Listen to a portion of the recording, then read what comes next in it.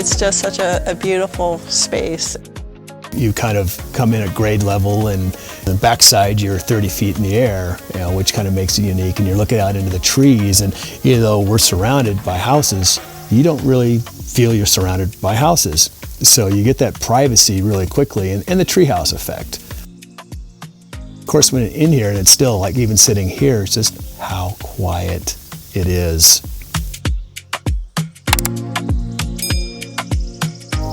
I'm Mike. And I'm Denise. So as an architect, this was very interesting for me because it's a geodesic dome, which are unique and different, and there's not a ton of them around, and we just kind of appreciate to be able to share that with others. And so this was built as a cabin in 1970 by a University of Oregon professor at the time. And they put together, and they actually built it themselves with the geodesic, kind of a kit.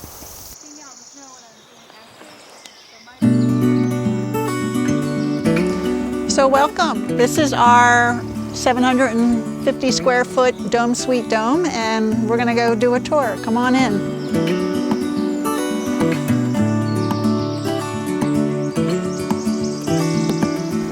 So this is our entry area, and what's really nice about this space is it kind of acts as a buffer between the entrance and into the actual dome.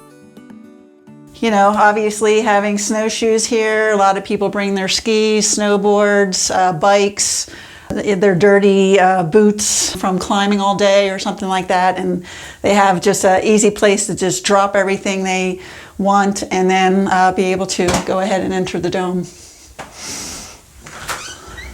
So when you first enter the dome, first impression of the transparency that leads up to the second floor, and you can look right out the windows, you can look at the entire ceiling of the dome and really be able to bring in everything that this is all about. And we go into the next room. This room is what I call the den. This is the area where maybe when you first walk in, you throw down your luggage. And we also have a nice little map. Everybody gets to make a little pin on where they came from. This room also allows another person to sleep in it if they wish to. So we set it up so that it's not necessarily a twin bed, but more of a day bed. So it has a multifunction use. Somebody might want to come down here and just cozy up with a book, where this is a little bit of a quieter, darker room, separate from like where all the big windows are, and yet can still function as a bed. So here we're entering into the master bedroom. I would probably say this is my favorite room because being able to lay here and look out at the view, look at the sky, it could be snowing, it could just be the sun coming up. It's just such a beautiful place to kind of wake up in the morning. We made this so that the bed can actually be moved. That was a really important thing for me, is that the headboard is detached from the bed, and if somebody wanted to push it up against the windows and lay there, that's totally fine with me. And then we just added some really nice little touches, keeping it really quaint, and just giving it that really cabin yet romantic feel. The room next to me right now leads towards the bathroom, but it's a place where many of the guests can go and hang up their clothes, a double stack washer, and just an easy place to put some of their personal items. So this is the bathroom, and obviously working with a shape that's unusual, we have two different areas that in a sense allows there to be a little bit of privacy for when you're using the sink as opposed to when you're using the toilet and the shower. One of the items that we definitely expanded on was the shower area. By having such an enclosed area, we went ahead and added a 4-foot basin and then a surrounded glass so that it feels a lot bigger and there's a lot more room for even two people. And I think that that's something that you typically wouldn't expect to see, like in a smaller space, and especially like in a cabin. But then there were also other things that we thought shouldn't be touchable, such as the original sink. It still brings back the character of when this place was first built. You know, it would have been easy to modernize that, but we just thought that it functions perfectly how it is, and I'm so glad that we didn't change that out. And instead we just put another cart for people to be able to put their belongings. We moved into the neighborhood in 2001 when we bought a house down the street and lived here and raised our kids. And then we know the owner of this, who had purchased it in 1980 from that same college professor, who also lives in the neighborhood, and he knows that I'm an architect, and so he thought I would appreciate it. So we bought it with one of the agreements is that we could not tear it down for 10 years because it is sitting on a beautiful piece of property next to $1 million houses.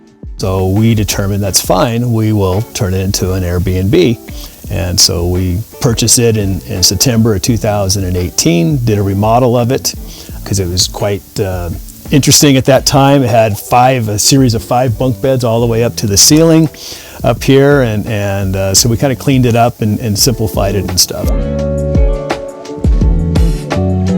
The structure is called a geodesic dome, which is made up of a series of triangles. The concept was through Buckminster Fuller back in the 40s and 30s, I believe it is. And so it's a series of triangles that are put together and bolted together and start and work their way all the way up to create this dome, which is a self-supporting structure.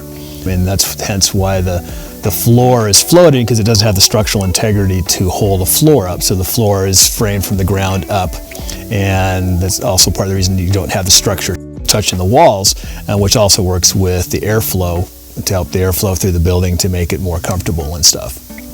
It's just the uniqueness of it, and a lot of people are surprised how big it actually is when they come into it.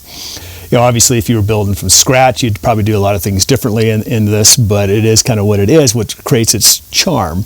The canvas walls, and you know, you've got these angled windows, which of course most people know windows aren't supposed to be at an angle, so trying to keep them watertight is a challenge. So there's a little uniqueness and character that bring to the place, and it's just like the rock above the fireplace. You know, when we started out, you know, we were looking to tear that off, and it was like, no, I think that's kind of part of the character of it.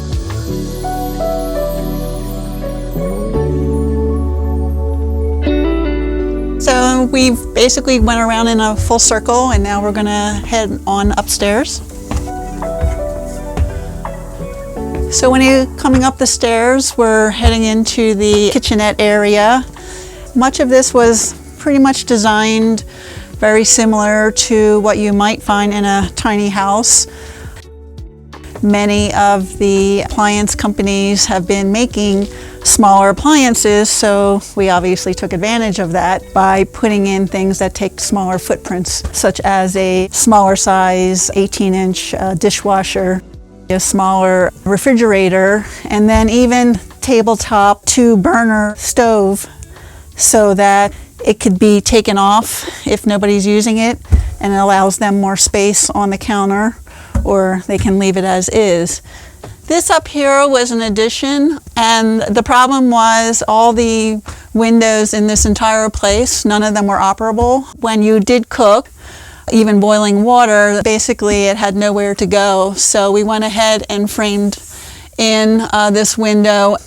Had a little fun working on adding a little bit of a backsplash that added a little bit of boldness for a room that is very simple. We left the open shelves so that people can just grab a glass and sit down and have a glass of wine or whatever they're gonna do. So here right behind me is basically what everybody comes here for, and it's these amazing windows that are just part of the design of this dome, and they just look out to these amazing trees and this beautiful sky that we have here in Bend, and you can see these from anywhere on the second floor. You do get the summer sun that comes in here pretty strongly.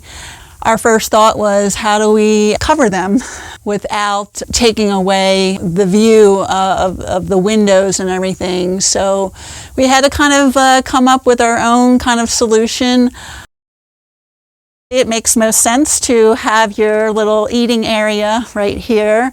And I would imagine that every single person who stays here probably sits here for a very long time. Maybe they work right here with their laptops and just take in this amazing view. I would definitely say that this is what it's all about right here. Here is the edge of our floating floor, and as you can see, it looks down to the first level, and you can see the windows that kind of go in between the two floors. The airflow coming up along the canvas walls allows the constant circulation throughout the whole dome because the floating floor is continuous all 360 degrees. One of the first things that we did was we replaced the wood-burning stove with a gas stove. The wood fireplace, as beautiful as they are, they do create soot, and the fact that we have all these amazing canvas walls, it was just filled with all the soot residue. Even with all the cleaning, we realized that that's just something that would be really hard to constantly maintain.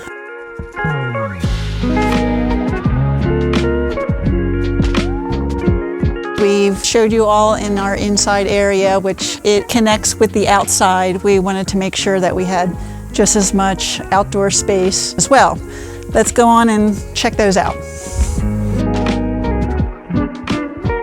So here we are outside, and when you first park and you walk down the small little trail, here is some Adirondack chairs, a few cut pieces of tree trunk, and then, of course, you know, just a nice little fireplace that in the evenings is used quite often.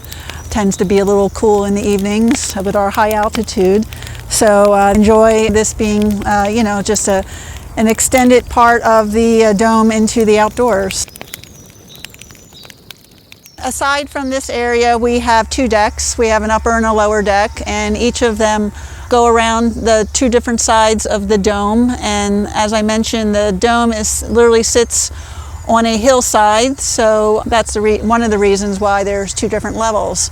One actually is kind of a dining area, has your typical patio tables and chairs for eating dinner and enjoying a view from the west side. And then we have a lower deck that kind of is tucked underneath the actual dome. And it's more of a lounging area that just has a couple Adirondack chairs and a hammock. Brings a little bit more privacy as well. Multiple options depending on what kind of outdoor experience you want.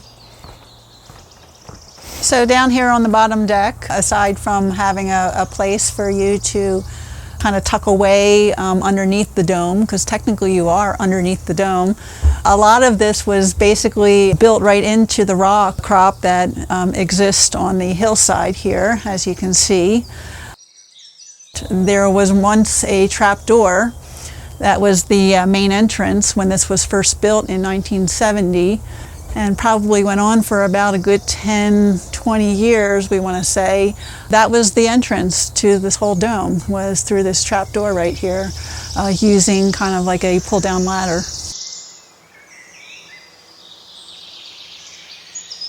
We're in Bend, Oregon, and what's so beautiful about Bend, Oregon is that it has 4 solid seasons. During the summer, it's got its unique experience. During the winter with the snow, because the snow will cover up most of the windows. You'll see some light, but it's obviously filtered through the snow. Just the experience of the dome then, and then of course the fall and the spring are obviously unique too. So an interesting thing that I think about when I'm in here cleaning is I actually enjoy cleaning this place. In fact, I probably take longer than I should to clean it because I'm really enjoying my time in here cleaning, and whoever says that they enjoy cleaning, I mean, it could be raining and it's so relaxing in here, or you know, it could be beautiful and sunny and I open the windows and it's actually fun. It's just such a beautiful space. Thanks for stopping by Tiny House Expedition. I'm Alexis. And I'm Christian, and this is our DIY tiny house on our homestead in Oregon. Looking for more tiny inspiration? Watch these videos.